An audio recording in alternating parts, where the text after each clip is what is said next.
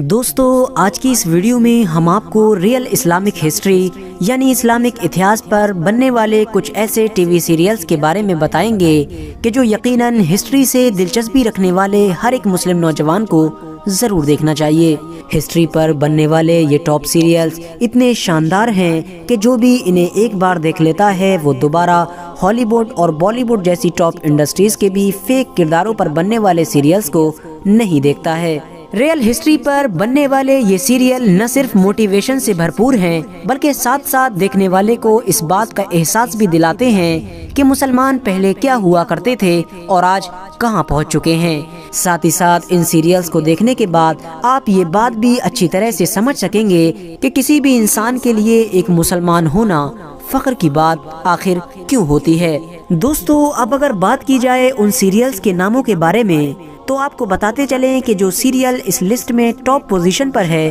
وہ سیریل ہے کہ جس کا اگر میں نام نہ بھی لوں جب بھی آپ میں سے زیادہ تر لوگ سمجھ ہی جائیں گے، یعنی دریلش ارطغرل۔ سلطنت عثمانیہ کی بنیاد رکھنے والے عثمان غازی کے والد یعنی ارطغرل غازی کی ہسٹری پر بننے والے اس سیریل نے نہ صرف کامیابیوں کے جھنڈے گاڑے بلکہ ساتھ ساتھ مسلمانوں کی نیو جنریشن کو اسلامک ہسٹری میں دلچسپی دلانے میں بھی اہم کردار ادا کیا، اور اب ایسے بہت سارے لوگ آسانی کے ساتھ دیکھے جا سکتے ہیں کہ جو ارطغرل غازی سیریل کو دیکھنے کے بعد سے ہی ہسٹری میں دلچسپی رکھنے لگے۔ دوستو اب اگر بات کی جائے دوسرے سیریل کے بارے میں تو وہ ہے مہمتک قتل امارے، اور یہ ترکی کا وہ سیریل ہے کہ جو 20ویں صدی کے شروع کی ہسٹری پر بنایا گیا ہے، یعنی جب فرسٹ ورلڈ وار کے وقت یعنی پرتھم وشو یدھ کے وقت ساری دشمن طاقتیں مل کر سلطنت عثمانیہ کو ختم کرنے کی بھرپور کوشش کر رہی تھیں۔ اس سیریل میں یہ دکھایا گیا ہے کہ کس طرح سے سلطنت عثمانیہ نے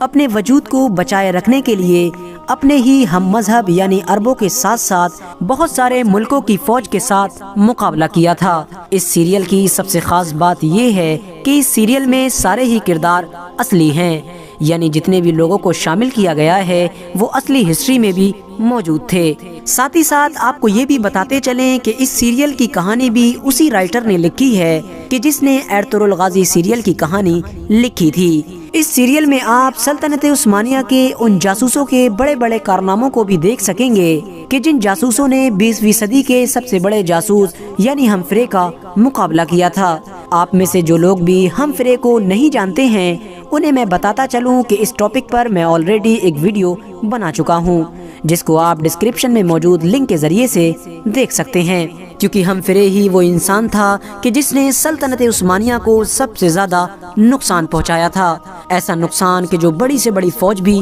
نہیں پہنچا سکی تھی۔ تیسرے نمبر پر جو سیریل ہے اس کا نام ہے اویانس بیوک سیلجوکلو۔ ویسے تو اس ٹاپک پر بھی پوری ڈیٹیل کے ساتھ میں ایک ویڈیو بنا چکا ہوں جسے آپ لوگ ڈسکرپشن میں موجود لنک کے ذریعے سے دیکھ سکتے ہیں۔ شارٹ کٹ میں میں سیریل کے بارے میں آپ کو بتاتا چلوں کہ یہ سیریل سلجوق سلطنت کے سب سے مشہور حکمران یعنی سلطان الپ ارسلان کے بیٹے ملک شاہ کی ہسٹری پر بنایا گیا ہے۔ وہی ملک شاہ کے جن کے دور میں سلجوق سلطنت اپنے پورے اتہاس کے سب سے اونچے قد پر پہنچ گئی تھی، یعنی ان کے دور میں سلجوق سلطنت دنیا کے اتنے بڑے حصے پر پھیل گئی تھی کہ جتنے بڑے حصے پر اس سے پہلے کبھی نہیں پھیل سکی تھی۔ ملک شاہ نے اپنی زندگی میں جہاں ایک طرف صلیبیوں سے مقابلہ کیا تو وہیں دوسری طرف منگولوں جیسی خطرناک فوج سے پوری مسلم دنیا کی حفاظت بھی کی تھی، اور ملک شاہ ہی وہ انسان تھے کہ جنہوں نے اتہاس کے سب سے خطرناک انسانوں میں سے ایک انسان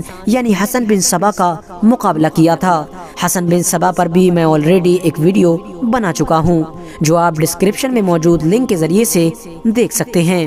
دوستو اب اگر بات کی جائے چوتھے سیریل کے بارے میں تو وہ ہے پائے تخت عبدالحمید۔ یہ وہ سیریل ہے کہ جس میں سلطنت عثمانیہ کے آخری طاقتور سلطان یعنی سلطان عبدالحمید کی ہسٹری دکھائی گئی ہے۔ اس سیریل میں یہ دکھانے کی کوشش کی گئی ہے کہ سلطان عبدالحمید نے کس طرح سے سلطنت عثمانیہ کے دشمنوں کی سازشوں کا مقابلہ کیا تھا، क्योंकि दोस्तों यही वो दौर था कि जब सल्तनत उस्मानिया को ख़त्म करने की साजिशें शुरू हो गई थीं, और इसी दौर में ही ब्रिटेन ने कुछ और मुल्कों के साथ मिलकर फिलिस्तीन की जगह पर इजराइल को कायम करने का भी फैसला कर लिया था। और उस वक्त फिलिस्तीन की पूरी रियासत सल्तनत उस्मानिया के अंडर ही में आया करती थी, जहां एक तरफ सुल्तान अब्दुल हमीद फिलिस्तीन की एक गज जमीन देने के लिए भी तैयार नहीं थे, तो वहीं दूसरी तरफ ब्रिटेन कई मुल्कों के साथ मिलकर इस जिद पर अड़ा हुआ था कि इजराइल रियासत यहीं पर आबाद होगी। साथ ही साथ इस सीरियल में सुल्तान अब्दुल हमीद के दौर का वो हादसा भी दिखाया है